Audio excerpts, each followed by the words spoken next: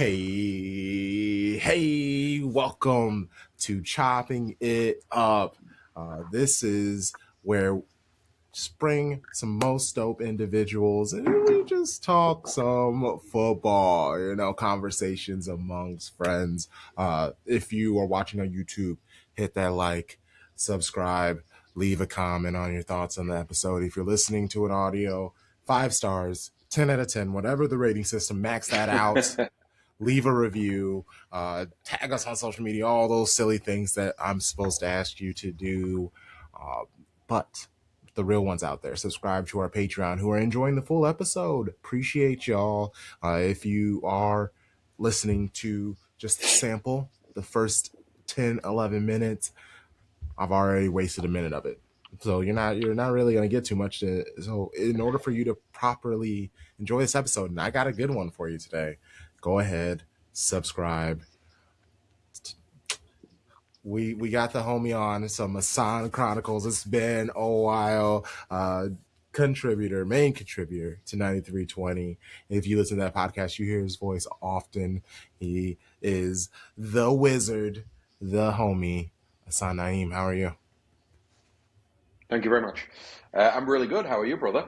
Yeah, real good. Hey, this is a fantastic way to start my week. Talking some city. I got my big ass cup of cold brew right here. I'm ready to go. Well, you know what? We were supposed to do the review of the cup game against Salford today. Only nobody wants to do it. The game was so bad It that was everybody I've hit up is like, bro, I'm not talking about that game again.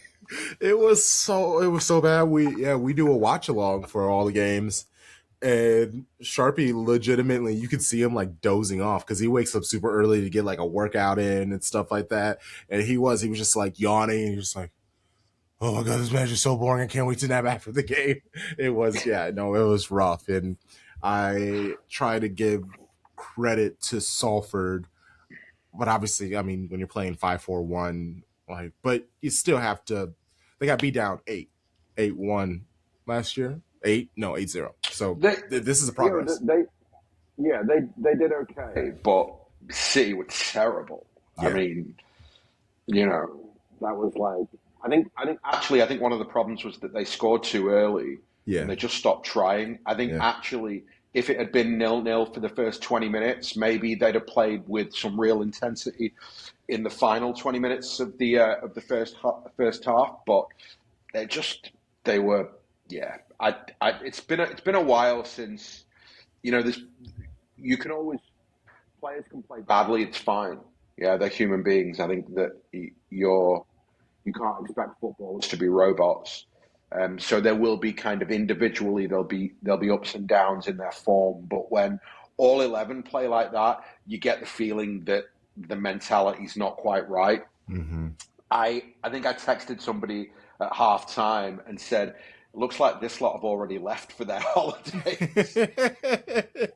Yeah, they know they have that week off and they are looking forward to it. You can definitely see that. Oh, yeah. And shout out to them.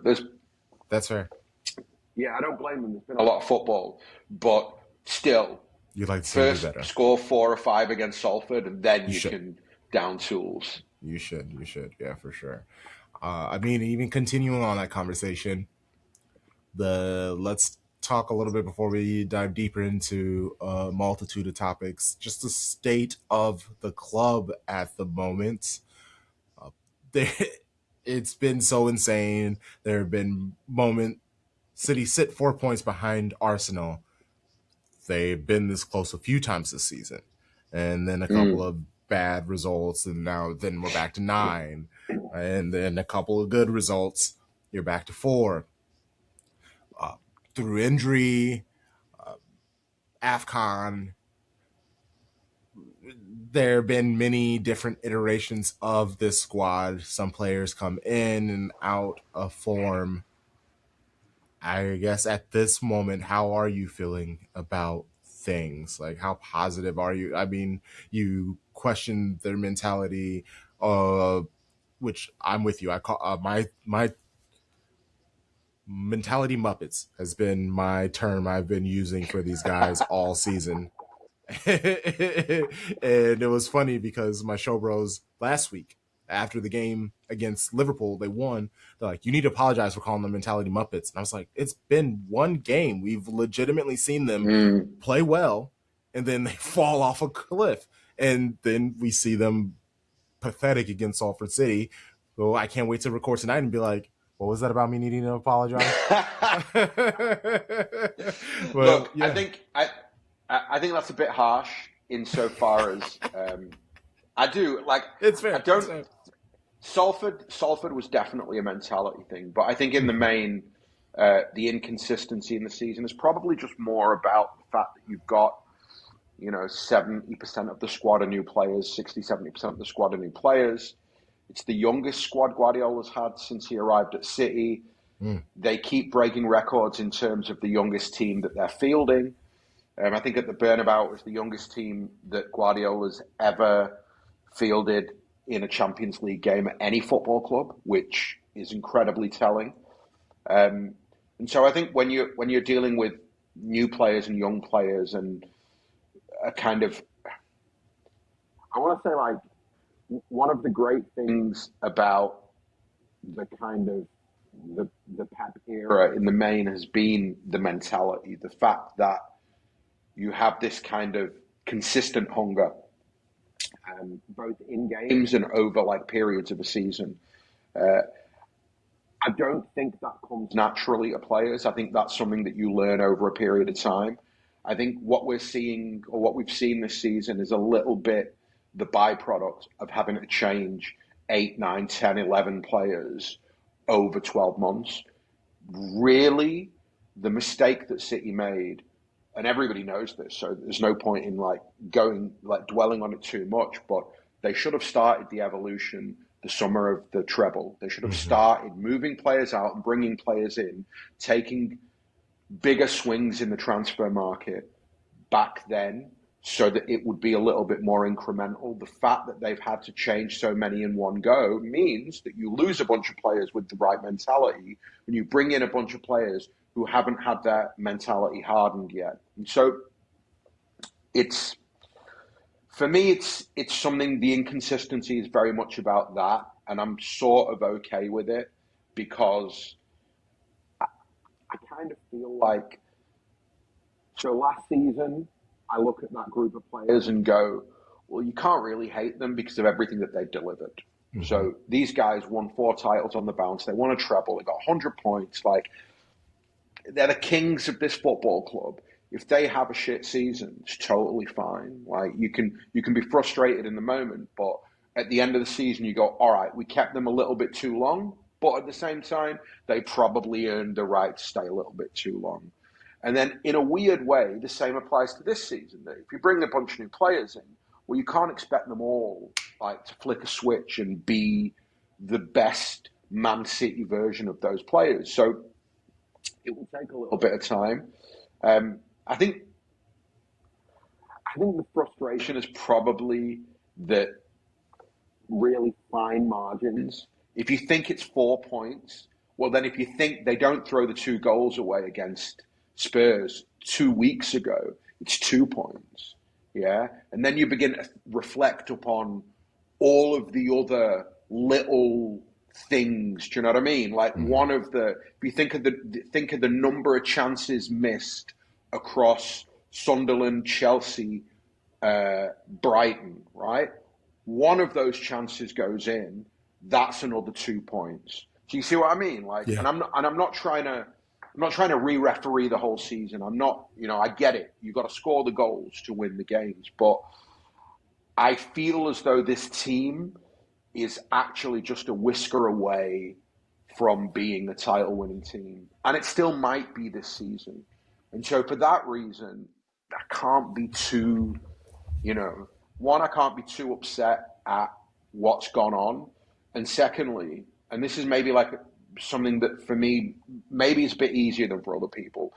I don't judge this City team against the previous City teams because this City team is not playing against the City team in 18-19 or 17-18.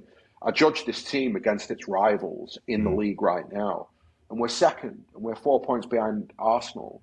Arsenal are the complete team in terms of, well, they are. If you think about the money spent, how Yes. long the players have been Yep. together, the age profile, this is the season they should win the title. If they It is. don't win the title, it's a proper disgrace, right? City are a team in transition who have just bought fuck knows how many new players, but a lot over a 12-month period. And they're only 4 points behind a complete Arsenal team. That's not a transitional season in the way that normal teams have a transitional season. Liverpool are having a transitional season, yeah?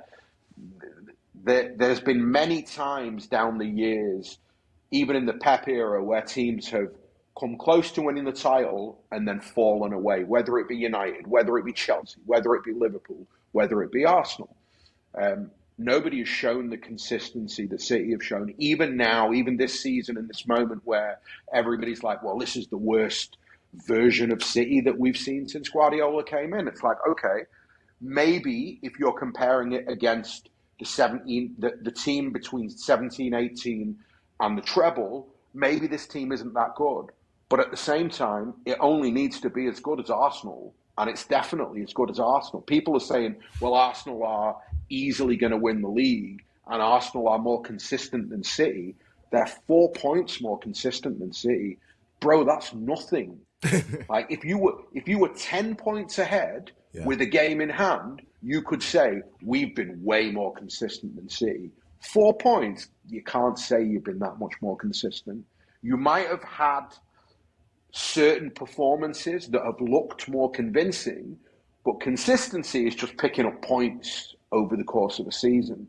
So if you're in February, you've had the best kind of 2/3 of a season that you've had in 25 years, and you're only 4 points ahead of your rival is as consistent as you. Now, again, this is maybe it's a semantic conversation. Maybe I'm, too focused on the idea of how you define consistency. But for me, you define consistency by the points differential. If I'm 4 points behind you, I've been marginally less consistent than you.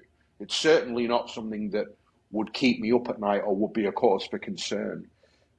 So yeah, like all of that is like a long-winded way of saying I feel pretty good about where we are. I feel, when results go well, I feel amazing. Obviously, like when the result or the performance isn't right, you can begin to pick holes in things that they could have done differently in the planning or in recruitment or tactically.